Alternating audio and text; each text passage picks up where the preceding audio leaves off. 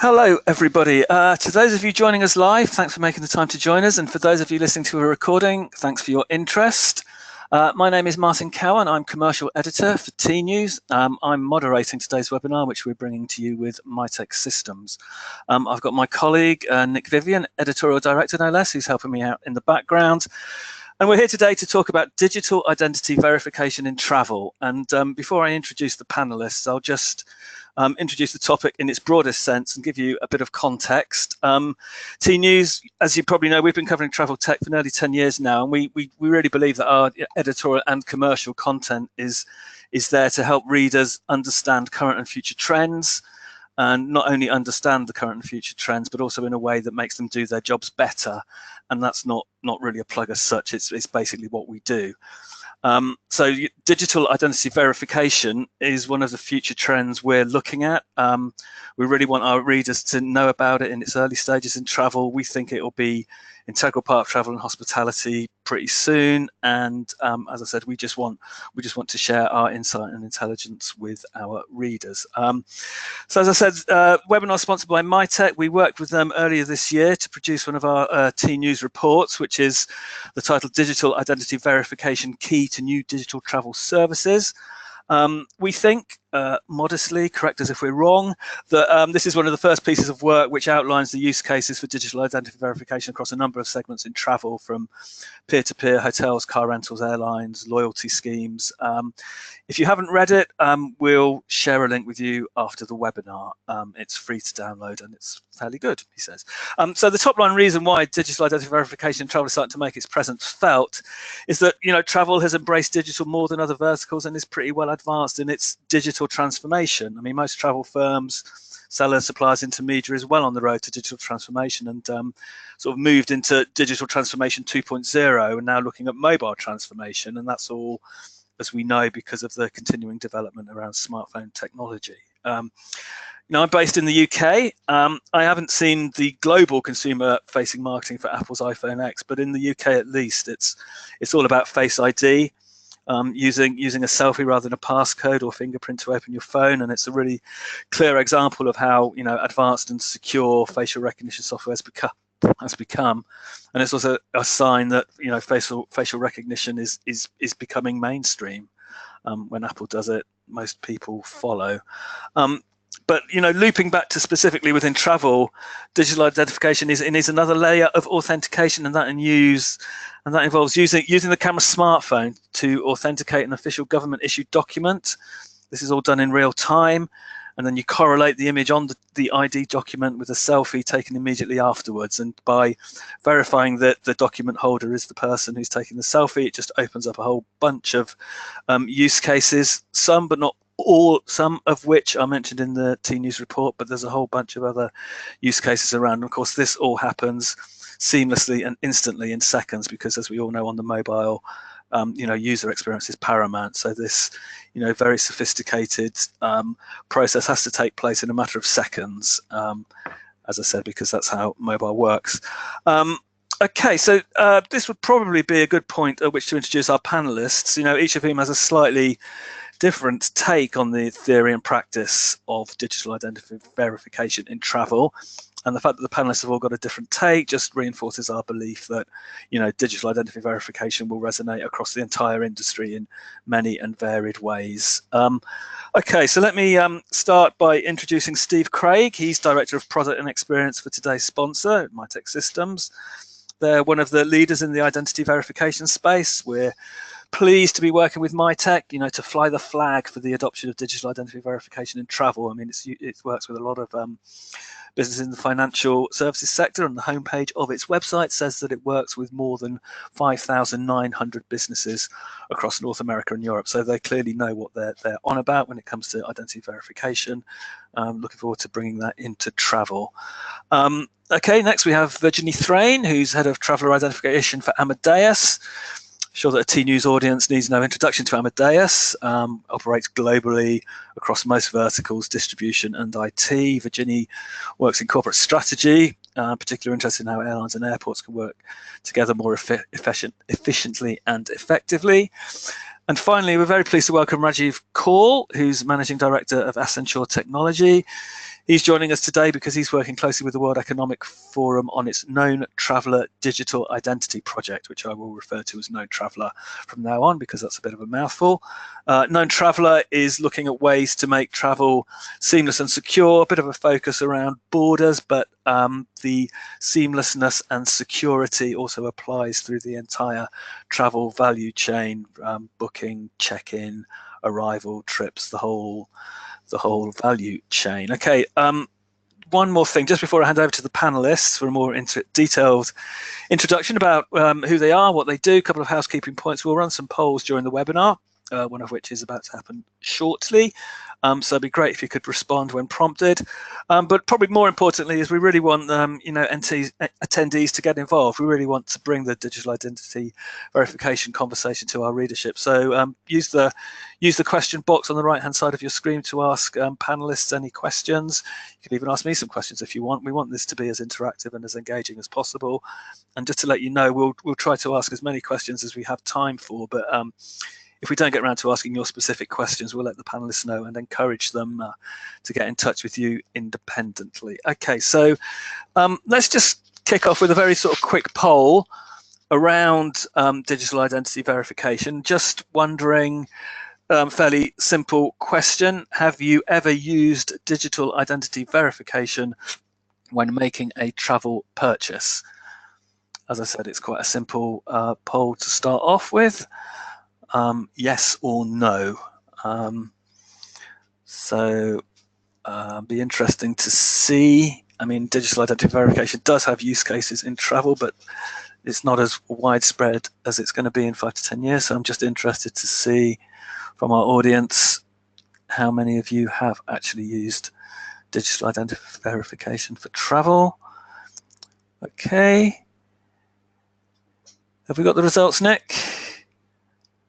Okay, so yes, 30% yes, 71% no. That's fairly interesting. I thought it might have been lower, but then maybe that again, as I often say, regular listeners to the tnooz webinars, we have an articulate and tech literate audience. So maybe our 29% reflects the fact that we're all techies, and maybe if it was just a general audience, it would be less. Okay, so we've got 29% of you who've made a travel purchase using digital identity verification. What about financial services? And again, this might be more of a US-based thing, but Nick, if you could launch the other poll, have you ever used digital identity verification in financial services? Again, response is fairly obvious, yes or no.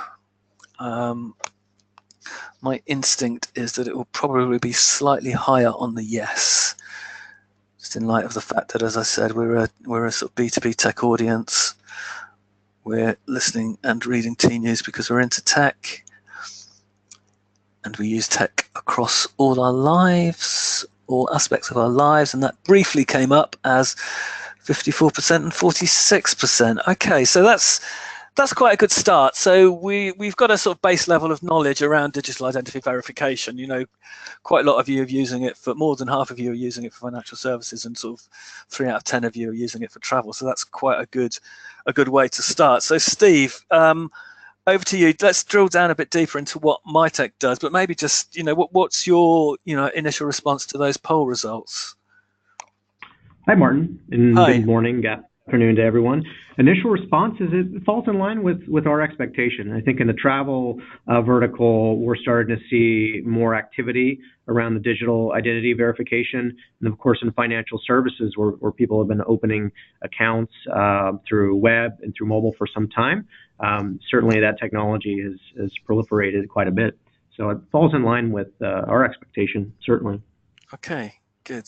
So the floor is yours. Maybe, as I said, drill down a bit deeper into the specifics of what Mitek's digital identity verification approach to travel is. Sure. Yeah, I'll kick it off. Thanks for the introduction earlier, Martin. As Martin mentioned, my name is Steve Craig. I'm a director of product at Mitek. My background is primarily in software, mobile, software as a service. Mitek is in the financial services industry, and I've personally worked with financial services for most of my career. My responsibility at Mitek spans mobile SDKs, our mobile app strategy, digital user experiences.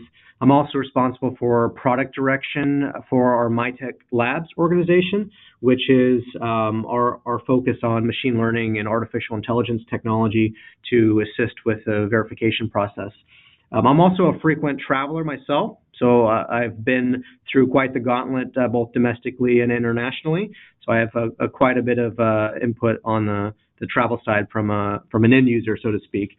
Now, Mitek, if you're not familiar with Mitek, we're a global leader in mobile capture and identity verification. We're a public company, so you could find us on the NASDAQ.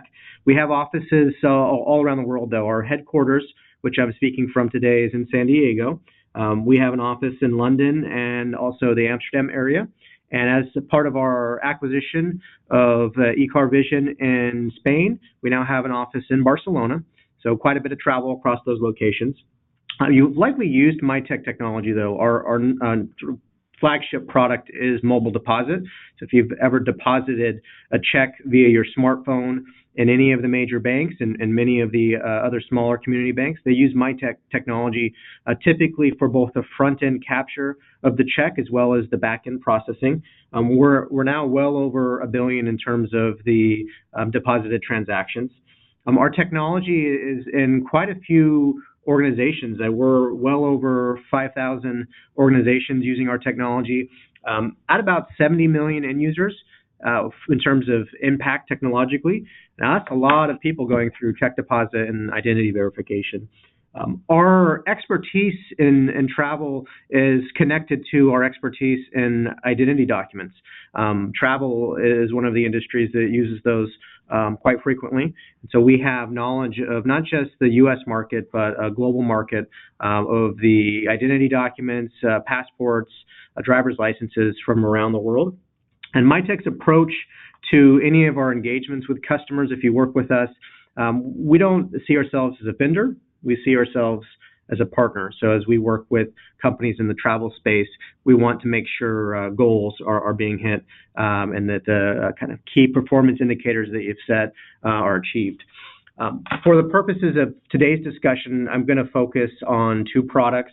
One is our mobile fill product, which is all about fast and accurate data extraction from identity documents. This is typically in onboarding or pre-fill use cases where the end user just needs to supply some pertinent details in a form. The second product that is really the meat of the discussion is Mobile Verify. That's our identity verification product that assists with digital identity verification process. And as Martin mentioned, that process is real time. It's instantaneous. It's done on the mobile device just after a few pictures, a front of the document, back of the document, if it's an ID card or driver's license, a selfie, and then we handle all the processing from there for the end user. What we're trying to accomplish with that is both an easy user experience, but also making sure that we've got trust. And trust is a theme for a lot of the conversation today. So I'm very happy to be on this panel and looking forward to the intros from our next speakers.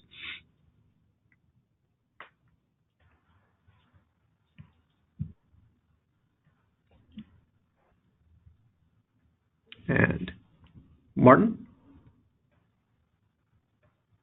Hi, sorry.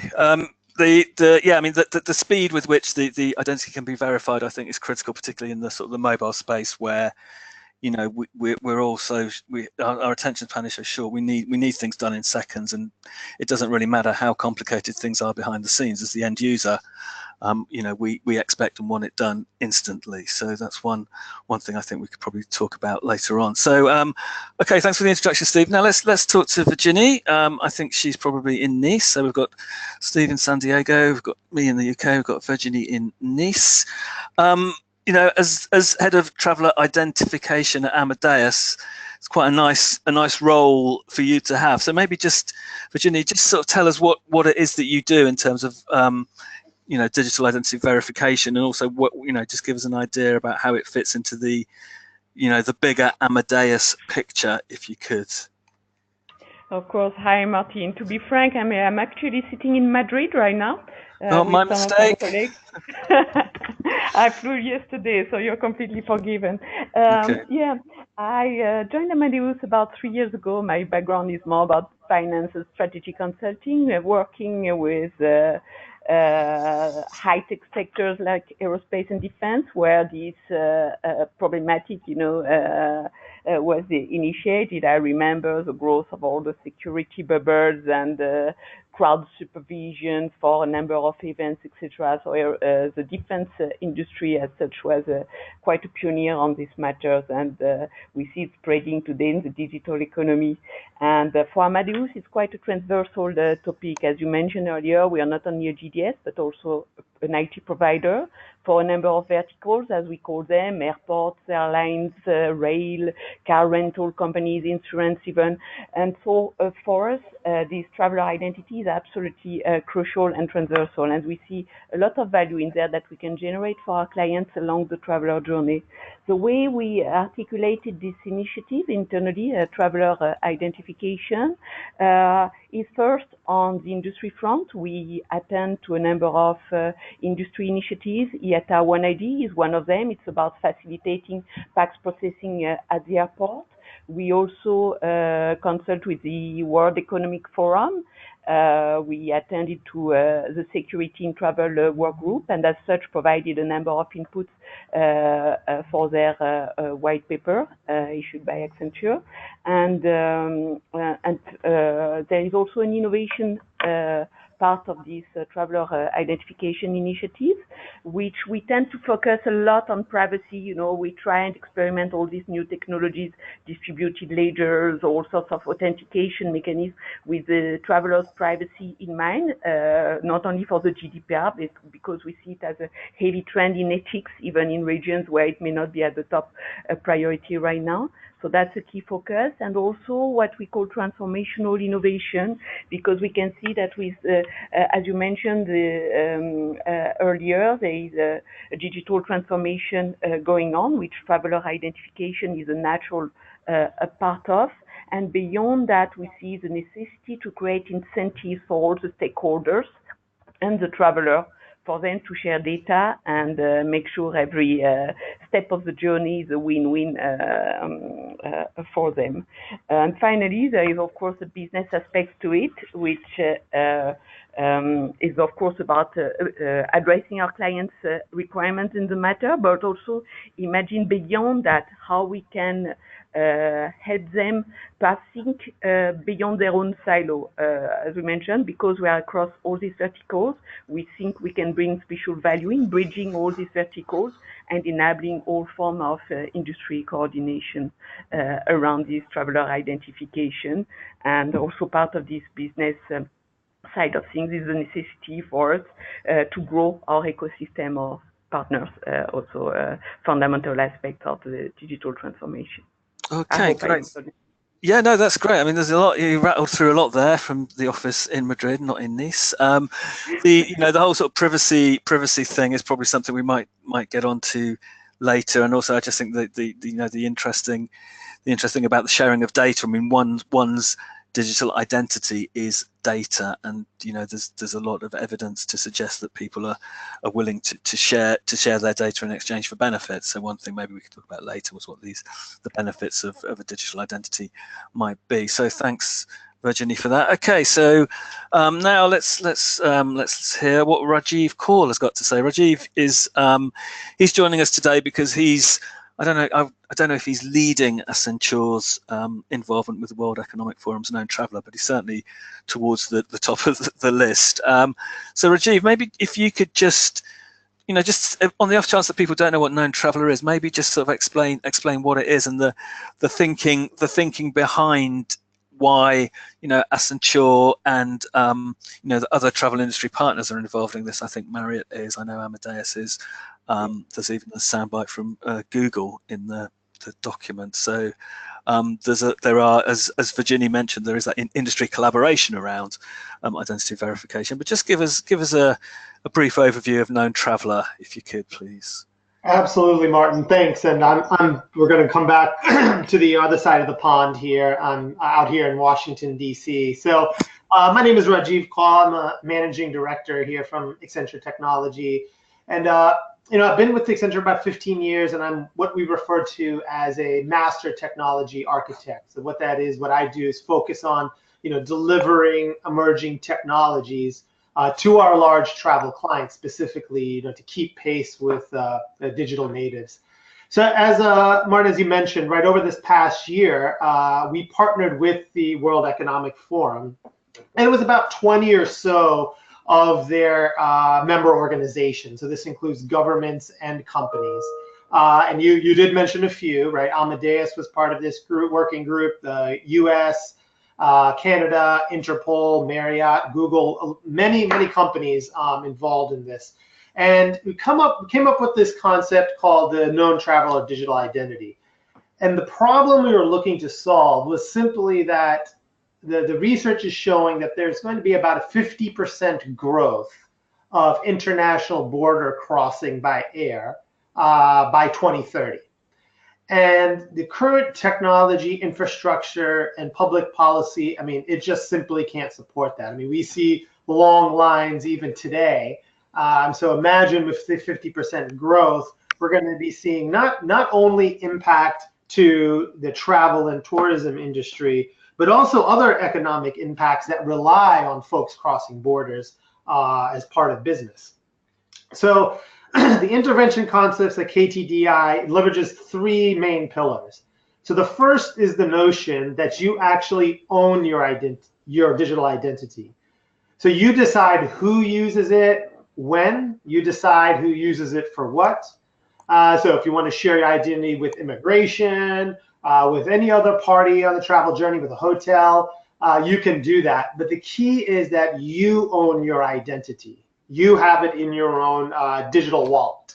The second piece is the biometrics. So using biometrics to actually verify the individual against the identity that was shared. So biometrics is already widely used, widely adopted, used by many of the over 10 trusted traveler programs that we have today. The challenge is that they're all a bit fragmented. And, for example, they require the traveler to register multiple times across the different programs that we have, Global Entry, Nexus, etc. But it has been clearly proven that biometrics-based verification is more accurate than human-based verification. It's quite amazing, actually. And then finally, the third important part is blockchain. So we are leveraging the blockchain to establish a level of trust between the various entities. Steve earlier talked about trust. That's a big portion of this concept here. In other words, if I'm verifying a traveler coming to the US, Martin, let's say you're coming to the US, I can see what other countries have attested to your ID and have cleared you, right? So each one of those attestations is being placed on the blockchain. And this is a key component of someone being a, quote unquote, known traveler, right? More digital stamps, more attestations. Martin, now you have become more known to this ecosystem, and I'm more likely to grant you the expedited access and pre-cleared. So in the World Economic Forum, something which is unusual for them. So we actually built a prototype and demonstrated it at their annual meeting in Davos a few weeks ago, with actually Canada, the Netherlands, and Marriott International all committing to subsequent pilots of this, which everyone is very, very excited about. To get that's the type of thing I think that really gets the momentum going. And then there's some great articles written on KTDI by you guys at tnooz and others. I think that have done a great job covering it. So okay, great. So thank you for the saying that we covered it quite well. It's good. It's good to know that the guy in charge likes what we're doing. Always helps. So maybe we could have another poll at this stage. So just having heard Rajiv, talk through sort of like the top line aims and objectives of known traveler digital identification, just wondering, what the audience thinks in terms of its adoption and, so the question that Nick I would like to think we'll be pulling up shortly is, when do you think that seamless borderless travel, helped by initiatives such as Known Traveller, will become widely adopted on key routes at least? So the idea of the attestation, the digital identity being shared among various border agencies to allow me expedited access to countries, that sort of thing that Rajiv was talking about. Do you think you as the audience, do you think it's likely to be within 5 years, 5 to 10 years, or 10 years plus? And this is sort of on key routes, so we're not talking about mass global adoption. It's just the specific city pairs, the most important city pairs. So okay, are the results ready to come up? Yeah, let's have a look.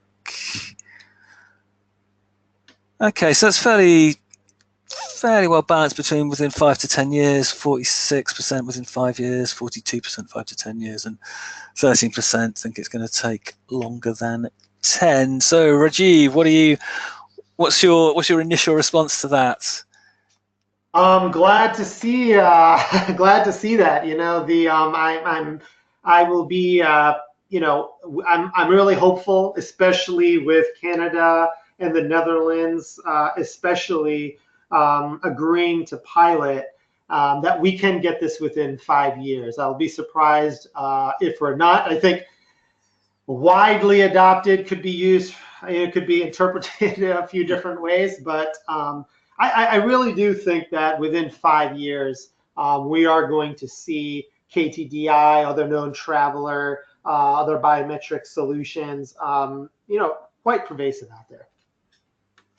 Okay, well, great. Thanks for that, and thanks everyone for helping us out on the polls. That's great. I know I said that we've got questions coming through, and we've had a few already, and I'm just wondering if this might be something you'd all like to just sort of chip in. The question says, where do you see various decentralized ID initiatives, such as Identity Foundation, and where will they play in digital ID for travel? So I'm just wondering, Known Traveller is a very specific initiative. I know IATA's got One ID. I mean, are there other digital ID initiatives out there, and will there be one ID for all, or will there be a room for different manifestations of that?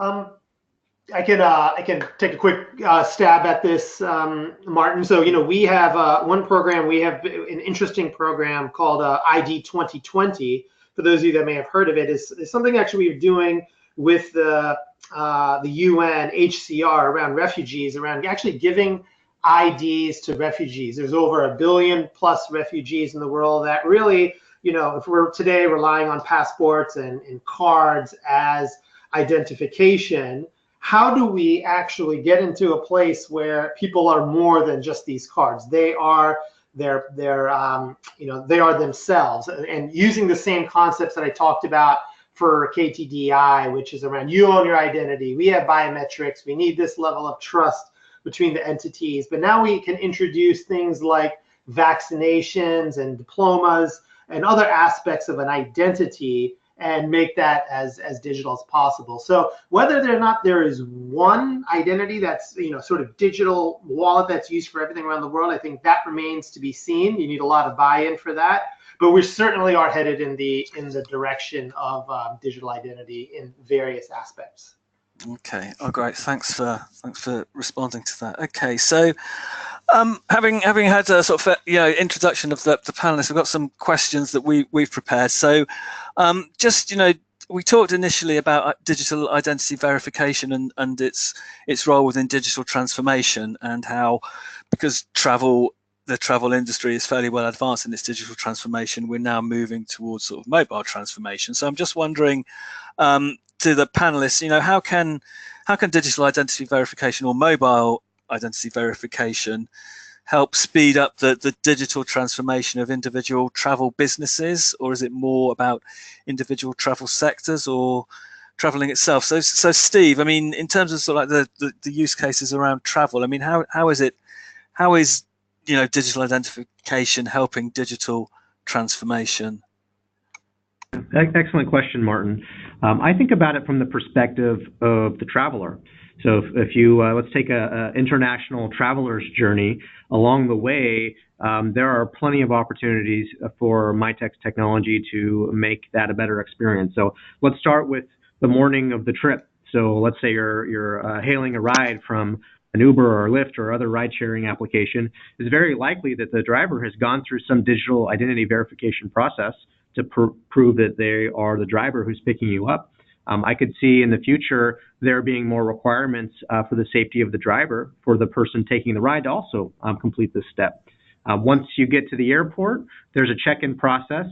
Perhaps the night before, you have completed an identity verification transaction by scanning your passport or your other identity document. So when you do get to the airport to check in, you've already done some of the steps. You might be able to go to a self-service kiosk and skip a line. Once you're at your destination, let's say you're renting a car when you get where you're going.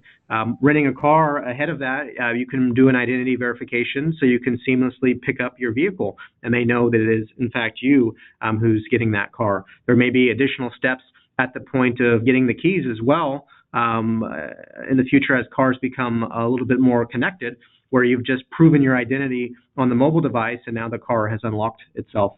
When you get to the hotel, if you've chosen to stay in a hotel, there's a check-in process where the hotel likely needs to verify your identity. Many countries require passport on file. Some countries even require reporting data about that traveler. Maybe you've also decided to add some leisure on your trip and you stay at a place from Airbnb or a home away or a VRBO, one of these sharing economy rental sites. You'll likely need to prove your identity there. So the person who is renting this place to you knows that it is in fact you, and that host has likely also gone through an identity verification step, likely through a mobile or digital, so you can feel confident that the place that you're renting actually belongs to that person. So lots of different opportunities that I would expect to see in the coming years, each of those stages in a traveler's journey having an identity verification process. Okay. Might sort of just chip in with another sort of question from the floor. I mean, the your presence in financial services is a question that seems to suggest that financial institutions are happy with that because of the Know Your Customer, which we can talk about or not, the Know Your Customer initiative in financial services. But I'm just wondering what sort of level of interest are you seeing from travel companies in this? I mean, are they looking to adopt it more now, or as a almost to generate new business use cases, or is it a way of just optimizing existing processes? Happy to take that one. Yeah, sure. I mean, Amadeus is everywhere, as we know, so that would be quite a nice broad question for you to chip in on, Virginie. Thank you. It's interesting you spoke about finance, because when you think about it, the KYC procedures today are extremely costly for banks and can be deterrent for the onboarding. I heard it's about $15 to $20 to actually KYC a regular customer, not to mention the hard cases. And what we see now more and more is this coming to travel in the form, pretty much the same form actually. There are already a number of visa waiver schemes existing, and it's more and more about pre-check, vetting, etc.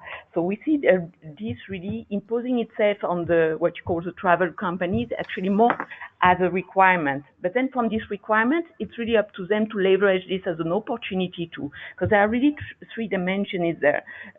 Like Rajiv mentioned, there is a dimension of travel growth where we have to generate more efficiency. There is a dimension for government of security and immigration and the necessity to better control the flow. And there is also something around the digital economy and the capacity to enable more digital services around the traveler.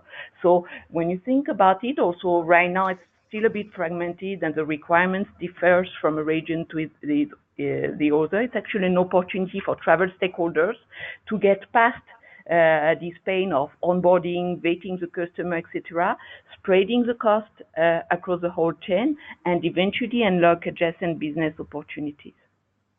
Okay, yeah, That makes sense. So Rajiv, I mean, I talked about whether digital identification is helping traveling itself, and you known traveler is very much around make it seamless and secure travel. But beyond the seamless and secureness of sort of border control, I mean, what is known traveler doing earlier on in the sort of the travel value chain? So I know that one of the on the document that you produced with the World Economic Foundation, you identified, I think it was 16 processes in the value funnel, 5 of which were pain points and 1 of which was booking. The actual booking is one of the top 5 pain points in travel. So I mean, what can known traveler do to make travel easier beyond the obvious, getting through borders and applying for a visa more effectively? What does it do during the rest of the chain? Sure. So I think one of the keys here, and especially as it comes to booking, is through the booking process. What we can do is we can translate this into pre-screening individuals, right? So if you look at, we've probably all seen many sort of travel journey value chains and maps and all sorts of different manifestations of that. We have one in the paper that we did with the forum, and you can see that it's all a continuum. And if we can start to address some of the steps downstream a little earlier in the process, right? So address something that I'm going to do at step 6, where I may be crossing the border, I may be checking into a hotel. How can I do something right now in step 1 or 2 to help streamline it, right? And that's really key for both removing friction from the process, the travel journey, as well as adding security. And I think a big key here is actually from our concept in KTDI is around the pre-screening of individuals. So through digital identity, the actual bits of identity can be transferred to the verifying party well in advance. So it arrives them not only to prepare for their arrival. So if I have a VIP guest coming into the hotel, I can prepare for them, but also prepare for their verification, allow them to use facial recognition or fingerprints or something to actually do the check-in and make their way directly to the room. So an example of KTDI, we share identity both during booking as well as anytime before the trip while managing their itinerary. And then again, then it translates into more security and less friction in the process. And then ultimately where we'll get to is a place where we get to move from actual human verification to the human plus machine verification, right? As we introduced AI here. So we get a number of benefits, and we get to really get, we talked about machine-based verification earlier and the results of that. So once we start to introduce machines more into even the pre-screening process, that even makes things even more secure and more seamless. Okay, that's interesting. You talk about sort of AI and machine learning, because if I recall correctly, Steve, that's something that you were saying was a sort of built into a lot of what Mitek Systems do. So how does that sort of AI and machine learning, play into what you can offer travel suppliers looking for digital identity verification? Sure. So our use of artificial intelligence, machine learning, is tied to the document verification process itself. Imagine, let's say, a manual reviewer at a security line. They're looking at hundreds of documents a day. They likely don't have training on all of the documents around the world, so there becomes this document review fatigue. There also is just a knowledge gap. And with machine learning technology, we can train our systems and algorithms to classify ranges of documents, and our systems, they don't tire like a person who's standing at a checkpoint. And so that's one part of it, just classifying and knowing what type of document it is. The second part of it is training the system to detect forgeries or tampering or other adjustments that might have changed on the document that may be very hard for a person to see with their eyes. The machine learning algorithms can catch those.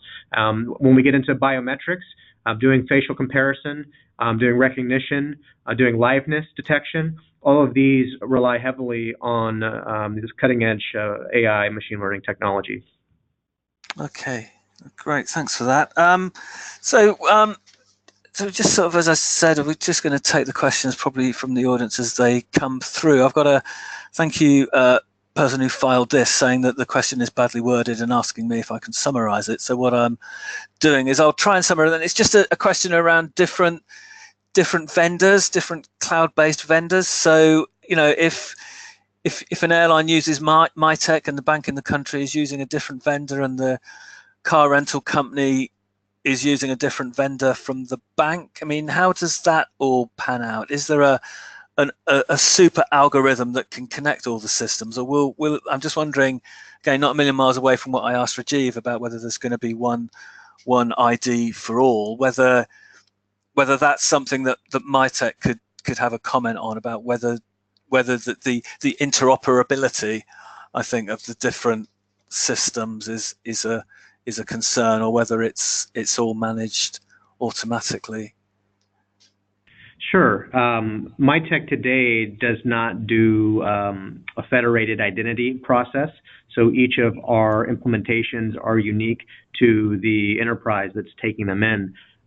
Whether or not those connect with each other will depend on the maturity of the market. Of course, Mitek would like to be involved in all of the use cases across the spectrum.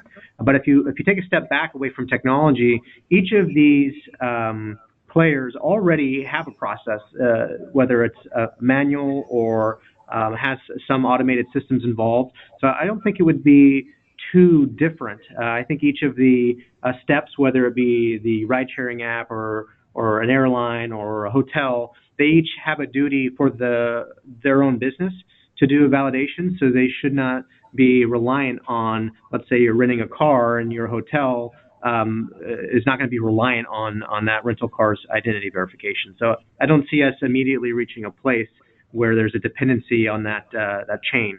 I would think each of the individual participants would be doing their own validation through that process. Okay, all right. And Virginia, I mean, in terms of the interoperability of the various identity systems out there, I mean, is that something that Amadeus is aware of and looking at? Totally, and that's completely the sense of our participation to the ETA, contributing to making sure that this traveler identification, as we call it, is persistent, private, governed, and vendor agnostic. That's really the key elements we are pushing through.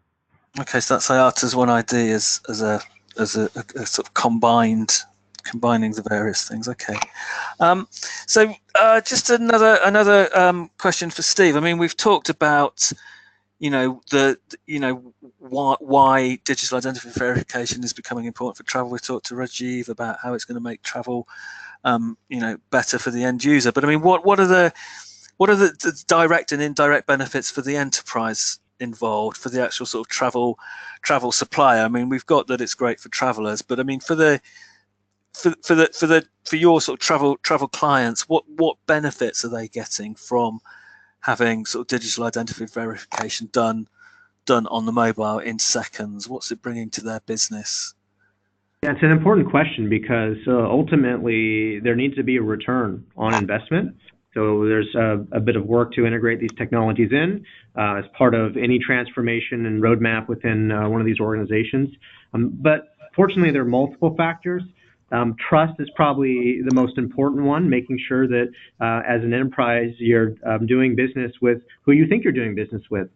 There's liability concerns, there's safety concerns, so establishing that is very important. Customer experience and convenience are also really important. Nobody wants to continue to do business with an enterprise that is very challenging to do business with, especially in a situation where you're traveling. So through that customer experience, that convenience, you're helping build a little bit of loyalty to your brand. But there's also cost reduction. So some of the manual processes can be replaced with self-service for those that still have a touch from personnel, helping streamline the process so they can focus more on customer service. Ultimately, you see a cost reduction there. And then, of course, related to trust, mitigating fraud, making sure that the travelers within your airline or your hotel have security. There's a lot of fraud around impersonation, and so if someone is traveling under the identity of someone else, and that eventually comes as a chargeback to the enterprise, that certainly hits a bottom line. So that's where some of the additional investment can be seen indirectly.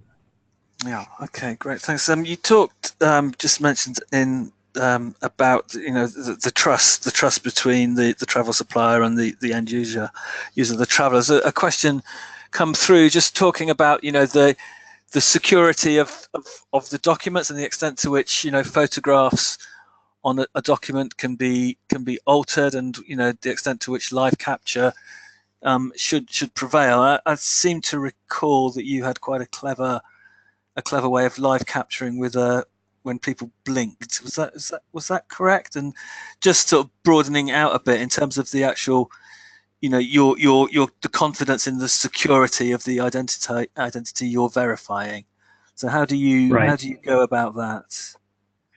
Our mobile SDK, which is embedded in the app, almost like a white label process, has a couple unique characteristics.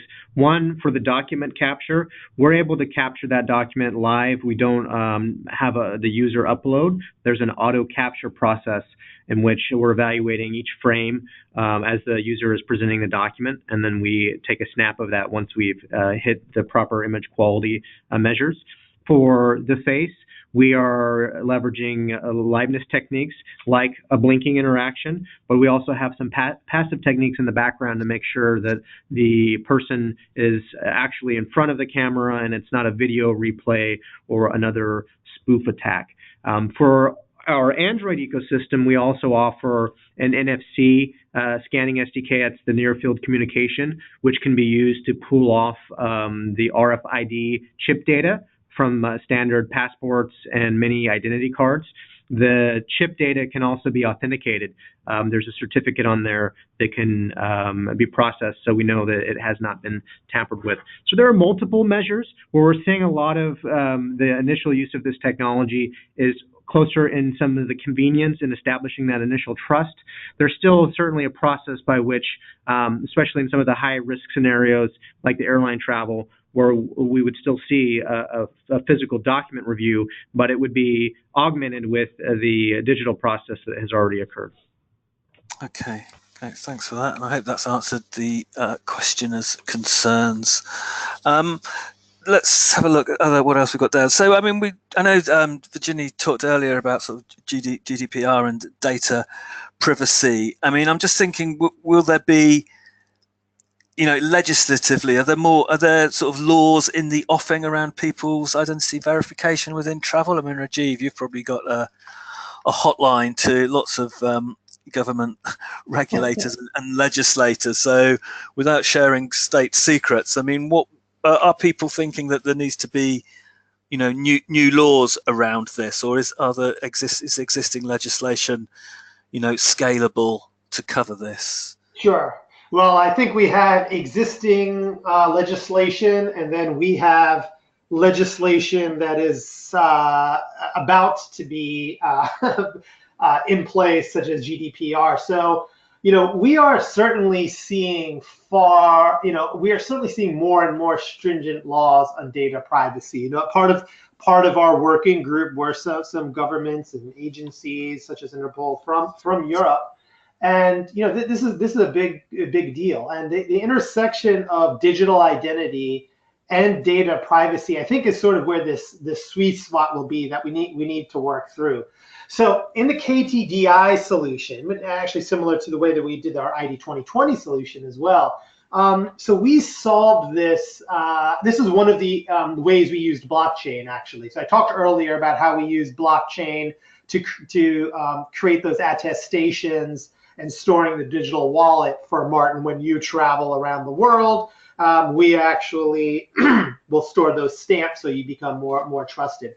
The other thing that we're doing is that we're actually not storing the identity information, right? The profile information, the biometrics on chain.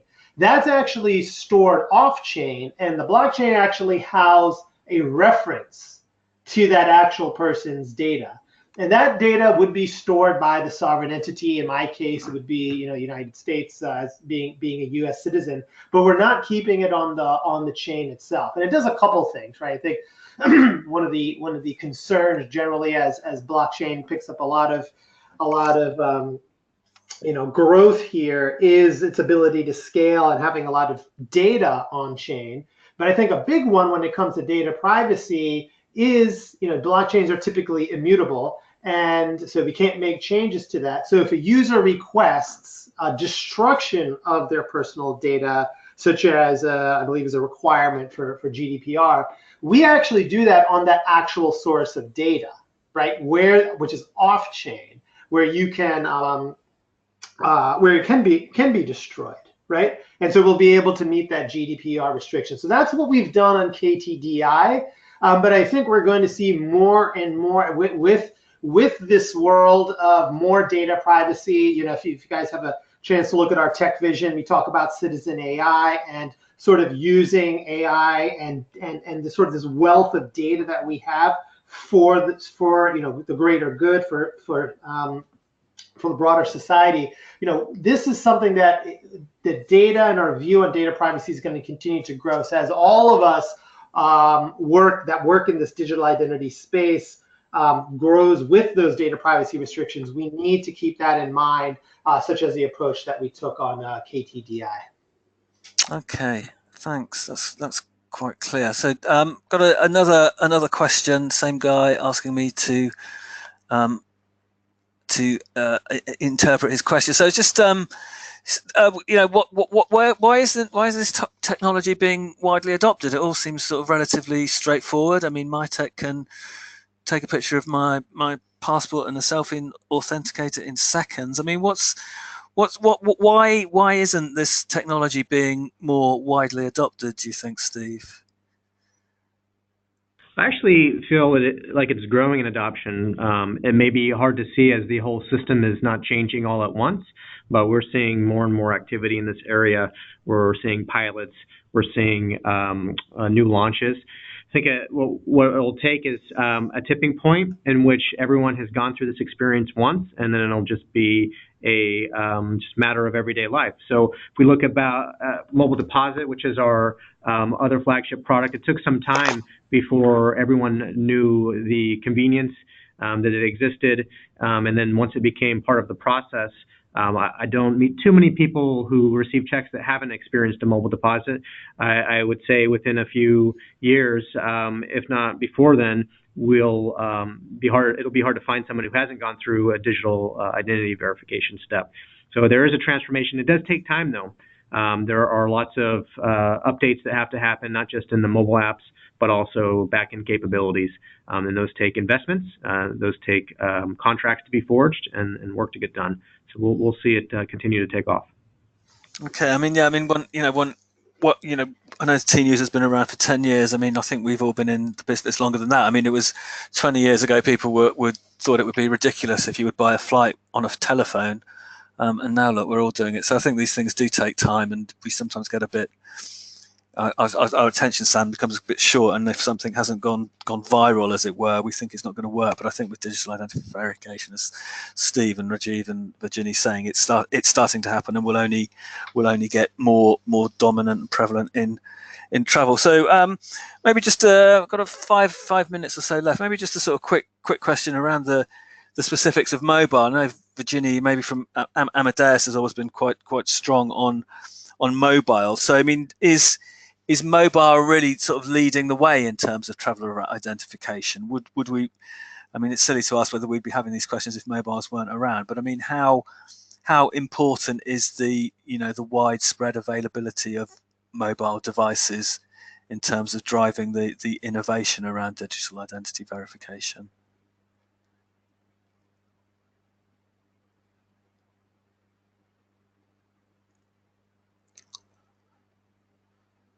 Hello? Apologies, I was on mute.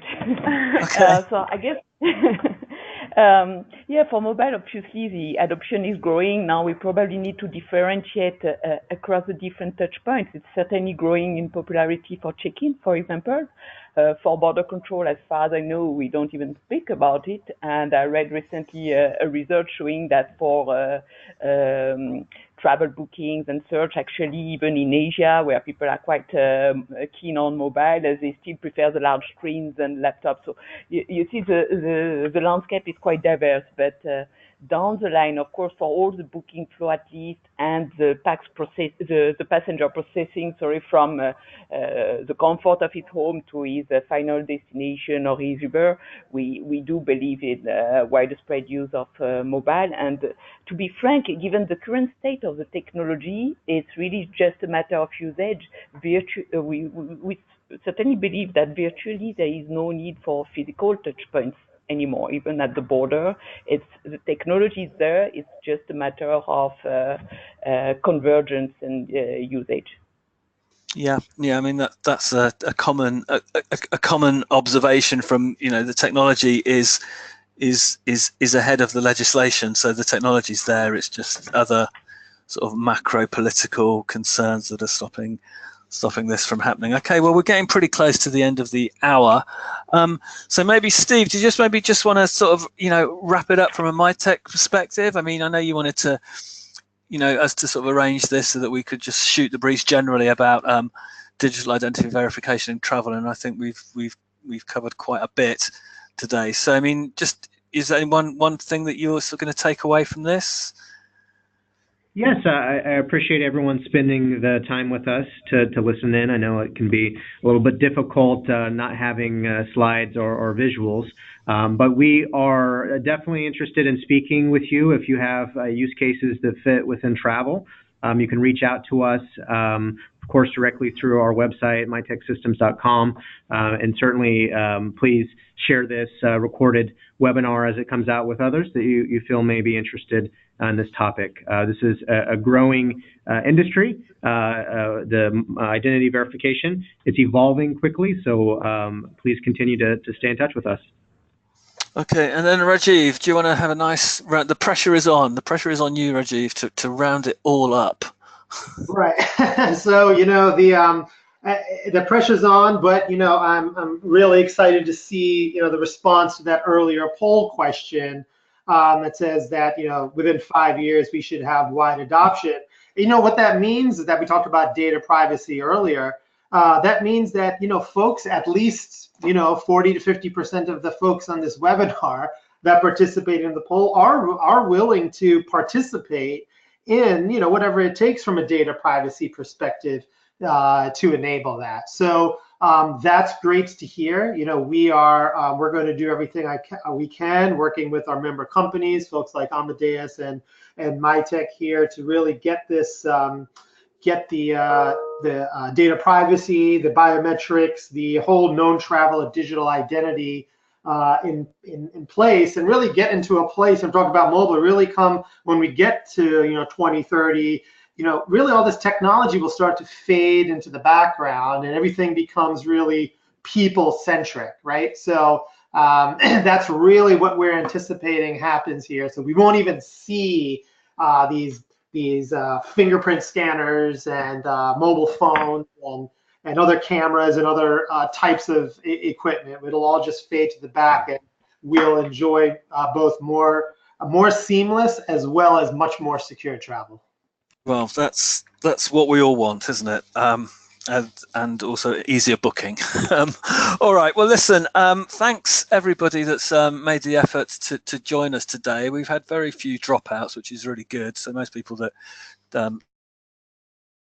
start to listen are still here. So thank you very much for that. Thanks again to Virginie, Steve, and Rajiv. Really interesting discussion. We've covered quite a lot in an hour. It seems like longer than an hour, but maybe that just reflects the intelligence of the conversation that we've had. So once again, thanks to the panelists. Thanks everybody for joining. There'll be an email follow-up coming to you all soon. And yeah, thank you very much. Good night or good evening. Good evening or good morning even, Steve. Sorry. Good morning.